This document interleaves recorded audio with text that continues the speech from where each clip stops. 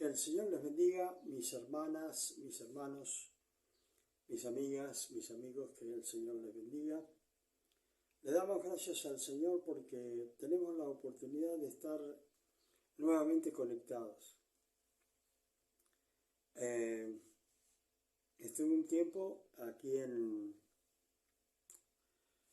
Chile, fuimos de Mendoza, de Argentina a Chile, estuvimos allí trabajando y estamos de vuelta, por eso no habíamos salido al aire. Así que vamos a predicar la palabra hoy día y lo vamos a hacer en el nombre del Padre, del Hijo y del Espíritu Santo, y el pueblo que escucha dice amén.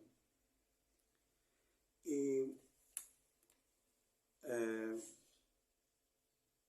tenemos acá una palabra donde Pablo le está escribiendo a los romanos, y en el capítulo 8, versículo 28, les dice y trata de decirles que somos más que vencedores.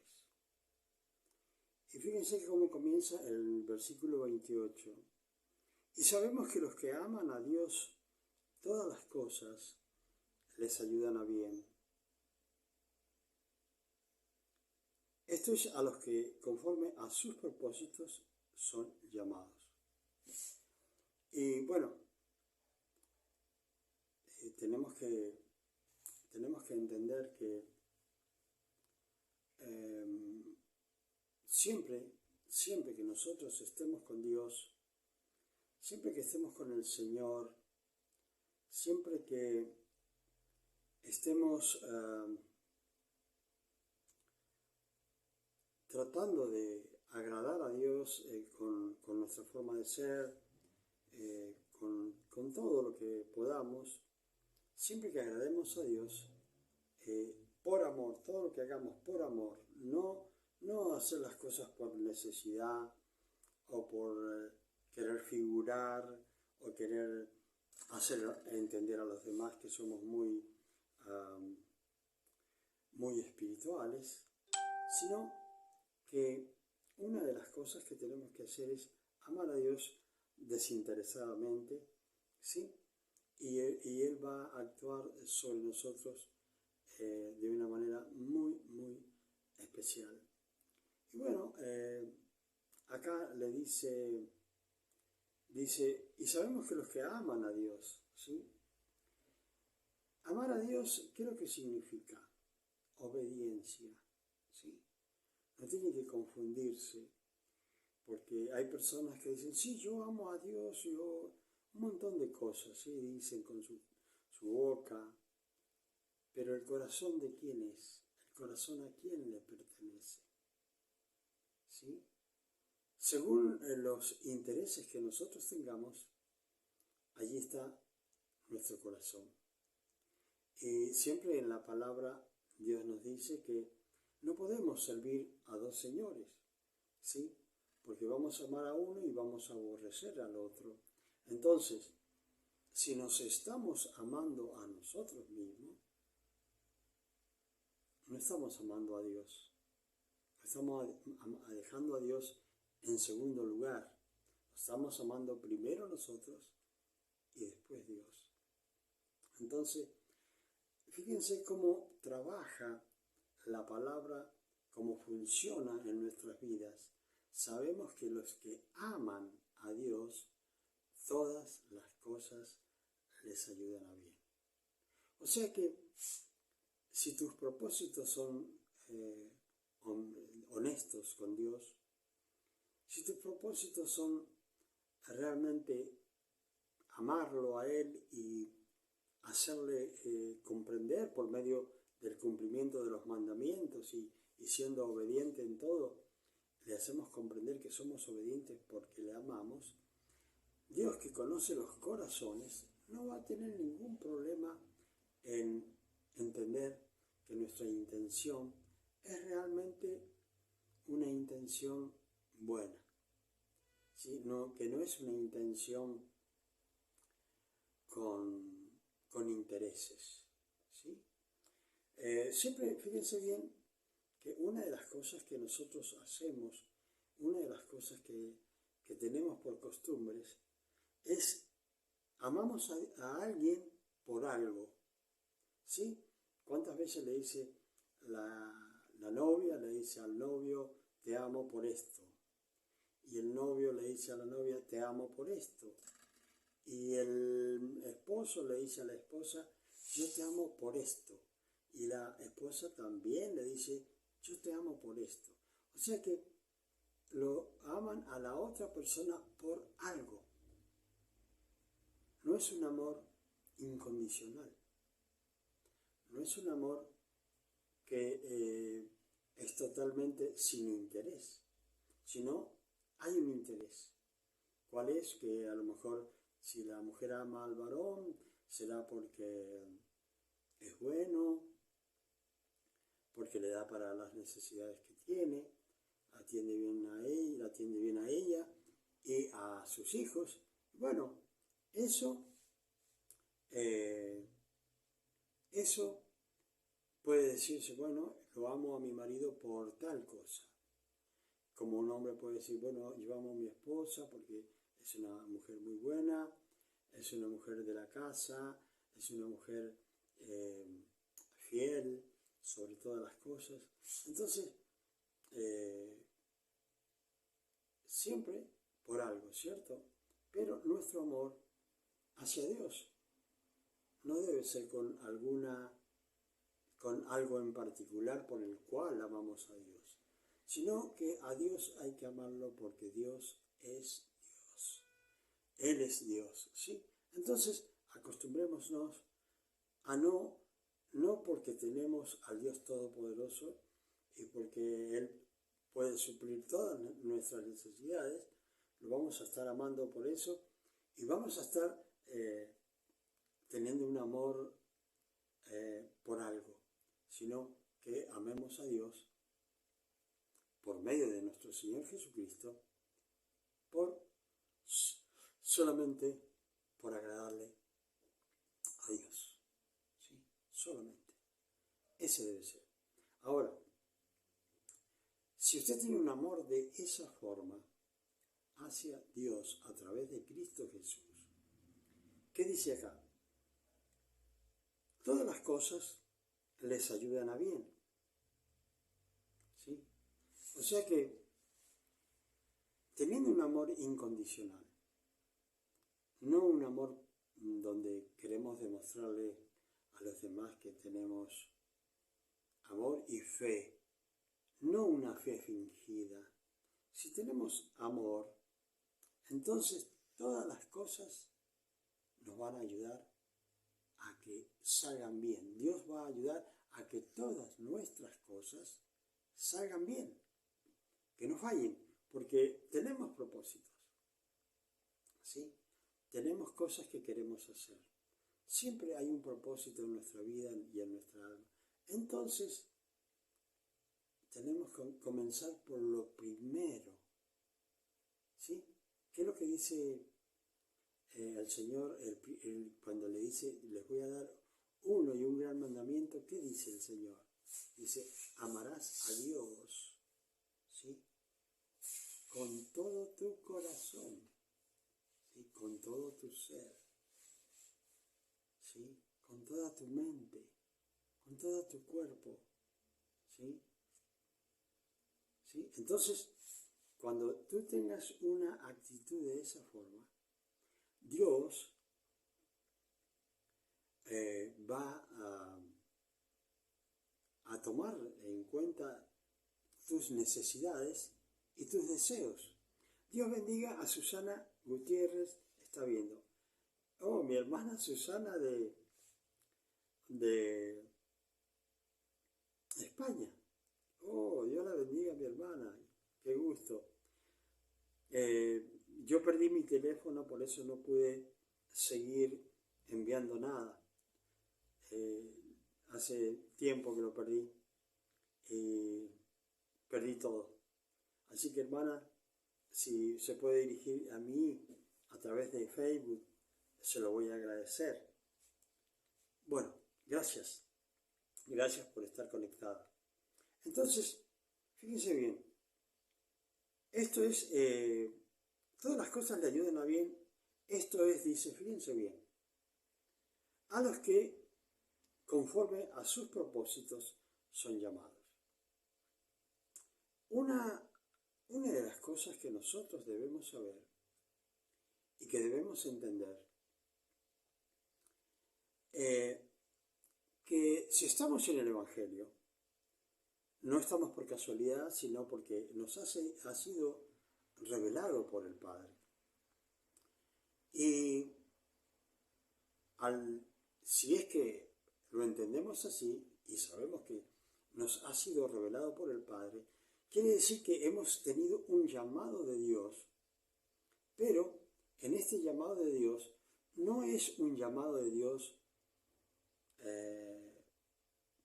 digamos, que nosotros lo hemos efectuado, que nosotros hemos venido sin nada, o sin ningún motivo, o por nada. No, hemos llegado a los pies de Jesucristo porque Dios nos reveló a Cristo en nuestro corazón. Entonces, empezamos por ese propósito de Dios de revelarnos primero a Cristo en nuestro corazón y después también entender que en esos propósitos hemos sido llamados ¿para qué? Para los propósitos de Dios, no nuestros propósitos, ¿sí? Porque nosotros siempre tenemos un propósito, tenemos otro propósito, un montón de cosas que siempre nosotros tenemos, ¿sí? Pero recuerde que hemos sido llamados para sus propósitos. Entonces, debe entender que cuando llegamos al Evangelio, no es para quedarnos quietos, de brazos cruzados, sino para estar sin hacer nada, sino que nuestro propósito es trabajar. O sea, el propósito que Dios tiene con nosotros es que trabajemos para Él, que tengamos frutos, que podamos nosotros cumplir con lo que Dios quiere que cumplamos, ¿sí? Entonces, fíjense bien, porque a los que antes conoció, dice, también los predestinó, ¿sí? Fíjense bien lo que dice. Porque a los que antes conoció, también predestinó. Ahora, fíjense, acá yo quiero que ustedes entiendan algo. Hemos sido llamados por Dios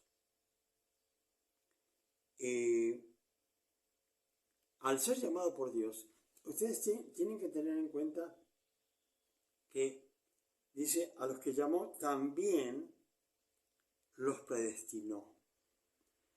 ¿Qué significa predestinar? Es cuando ya desde antes de la fundación del mundo, desde antes de la fundación del mundo, ya Dios sabía que nosotros íbamos a decirle sí a Jesucristo, desde antes de la fundación del mundo, ¿sí? Entonces, al conocer eso y nosotros llegar a Cristo, ya estábamos predestinados, ¿sí? Predestinados, ¿sí? Para que fuésemos hechos a la imagen de nuestro Señor Jesucristo. Dios bendiga a toda su familia, hermana Susana Gutiérrez. Nos llamó para que nosotros comencemos a crecer, ¿sí? Para que nosotros comencemos a crecer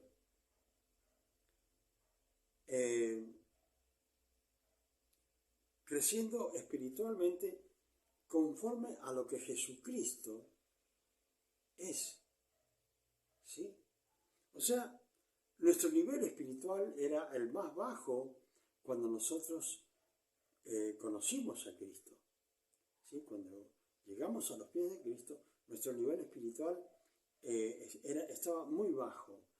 Y desde allí en adelante hemos tenido el propósito de llegar a la estatura de la imagen de su Hijo Jesucristo. Ahora, fíjense bien, nosotros fuimos llamados para que en el propósito de Dios lleguemos a ser la imagen de Jesucristo. Ahora, si nosotros estamos en el pecado, si nosotros estamos permanentemente haciendo las mismas maldades, cometiendo los mismos pecados, haciendo las mismas abominaciones ante Dios, quiere decir que de nada ha valido que nosotros lleguemos a los pies de Cristo. No ha servido de nada. Entonces, ¿qué es lo que sucede? Que nosotros no vamos, por más que finjamos una fe que no tenemos, no quiere decir que vamos a entrar por la imagen que le demos a los demás, sino que vamos a entrar al reino de los cielos por nuestro comportamiento, por mantenernos sin pecado, ¿sí? Por mantenernos sin pecado y haciendo la voluntad de Dios. De esa forma, ¿sí? No importa lo que vean los demás, sino lo importante es lo que vea Dios de nosotros y de nuestro corazón. Ahora, dice, para que Él sea el primogénito entre muchos hermanos, y a los que predestinó, a estos también llamó, ¿sí? O sea que estábamos predestinados por Dios, porque Dios sabía que íbamos a elegir a Jesucristo. Entonces Dios dijo, bueno, a estos vamos también a llamarlos a servir, ¿sí? Y a los que llamó, a estos también justificó. ¿Qué quiere decir? Que teníamos una culpa, una deuda ante la presencia de Dios, la cual Dios, nosotros por nosotros mismos, no podíamos pagarla. Entonces Él envía a su Hijo unigénito para que Él pague nuestras deudas y Él muera en la cruz del Calvario y allí quedan nuestras deudas saldadas, ¿sí? Y con ese derramamiento de sangre nosotros tenemos el perdón de pecados y a la vez tenemos entrada a la gracia en el cual hoy día nosotros vivimos, ¿sí? Entonces, Dios a través de Jesucristo, Él nos justifica. Fíjense bien lo que hace Dios. Él hace todo el trabajo para que Él mismo, a través de Cristo, paga nuestras deudas. Él mismo nos deja limpios y justificados ante Él mismo. Todo el trabajo lo hace Dios. Dice, y a los que justificó, a estos también glorificó. Y siempre esta es una palabra que nosotros tenemos que tener en cuenta, que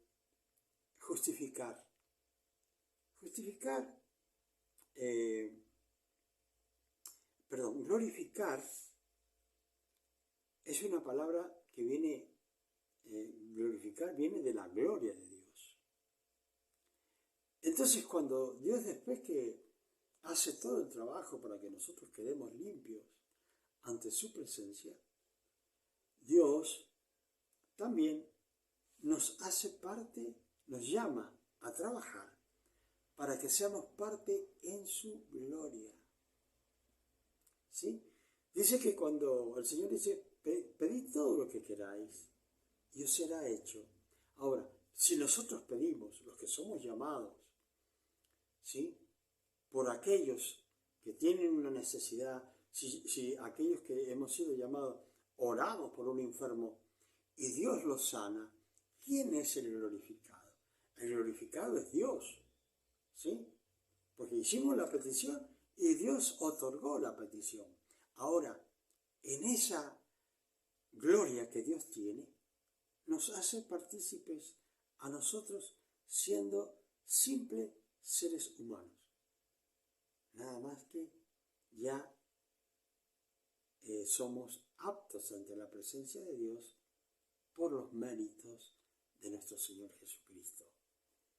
Ahora, fíjense bien, acá dice la palabra, ¿qué pues diremos a esto? Si Dios es por nosotros, ¿quién contra nosotros? Y esto es algo que nosotros tenemos que entender, que si Dios está con nosotros, ¿quién puede venir en contra de nosotros?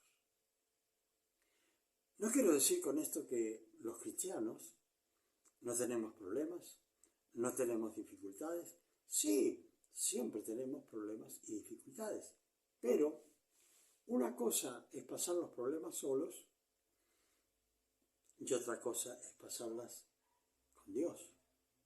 Porque Dios, estando Dios de nuestra parte, no va a permitir que toquen nuestra alma, nuestro espíritu. Pueden tocar nuestro cuerpo, pueden causarnos algunas enfermedades, pero siempre tenemos ese sello, que es las arras del Espíritu en nuestra frente, un sello espiritual de Dios, donde dice que ya Dios nos ha apartado, ¿sí?, para sus propósitos, como dice acá la palabra de Dios. Así que, si alguien quiere venir en contra de nosotros, dice, ¿quién podrá venir en contra de nosotros? Porque hay que tener en cuenta una cosa. Si sabemos que nuestro Dios es el Todopoderoso, ¿sí? Si sabemos que nuestro Dios es el Todopoderoso, si sabemos que nuestro Dios es el que no hay más poderoso que Él, es omnisciente, no hay nadie más que lo sepa todo Él. Las personas pueden saber algo, pero Dios lo sabe todo permanente, hasta el último minuto de nuestras vidas. ¿Y cuántas veces las personas cometen pecado, se guardan del pastor para que el pastor no los vea? Sin embargo, se olvidan que el que perdona, el que justifica, es Dios. El pastor te puede decir, no lo hagas más, pero Dios es el que te va a otorgar el perdón. Así que, si no te arrepientes ante la presencia de Dios, si no actúas como debe ser ante la presencia de Dios, entonces no vas a obtener absolutamente nada. Nada, nada, nada. Todo va a ser al revés de tus propósitos y no va a ser a los propósitos de Dios. Ahora, el que no escatimó, dice, ni a su propio Hijo, sino que lo entregó por todos nosotros. Y esto es algo difícil de las personas que puedan llegar a entenderlo. Porque acá está diciendo, bueno, si Dios ni siquiera se privó de su Hijo para bendecirnos, sino que Dios entregó a su Hijo por cada uno de nosotros, no solamente por los buenos, sino por los malos. Y si Dios entregó a su Hijo, ¿sí?, por todos nosotros, que Él podría haber dicho, bueno, yo doy cualquier cosa, pero menos a mi hijo. Supóngase en su caso, ¿usted daría la vida de su hijo por uno bueno? ¿Usted daría la vida de su hijo por uno malo? No lo daría. Ni por un bueno ni por un malo, no lo daría. Pues en el propósito de Dios de querer bendecirnos, Dios entregó a su propio Hijo. Y sabemos cuánto sufrió, cuánto padeció, y en eso pagó nuestros pecados y nos libró de la muerte eterna. Los libró del infierno. ¿Por qué? Porque al recibirlo a Jesucristo en nuestras vidas como Señor y Salvador, Él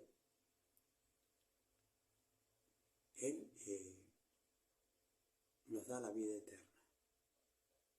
Y realmente, ¿qué más podemos pedir si Dios hizo todo para que nosotros pudiéramos obtener la vida eterna? Dice,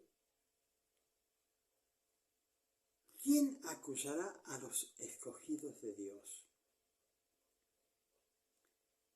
Dios es el que justifica. O sea que hay personas que a lo mejor quieren acusarnos, ¿cierto? De algo que a lo mejor ellos piensan que alguna persona puede haber hecho. Y lo acusa. Dice, ¿quién podrá acusar a los escogidos de Dios? Dios es el que justifica. Dios es el que dice, bueno, yo justifico su vida.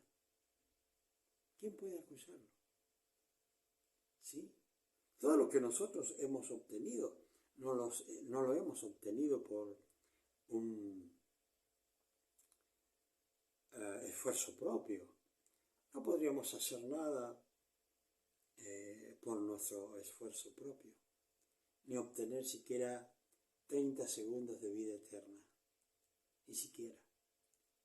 Todos los méritos son de Cristo y fueron propósitos de Dios para librarnos a nosotros del castigo eterno, de la ira de Dios. Ahora, Dios es el que justifica, dice. ¿Quién es el que condenará? Cristo es el que murió, más aún el que también resucitó, el que además está sentado a la diestra de Dios, el que también intercede por nosotros. Fíjense bien, acá dice el Señor bien claro que Cristo es el que murió. Cuando escuchamos a Pablo, cuando vemos la carta a los Corintios, él dice que yo no bauticé a nadie, porque no querían que todos dijeran, no, yo fui bautizado por Pablo. ¿Sí? Él no quería bautizar a nadie. Creo que bautizó a algunas personas nada más. Entonces,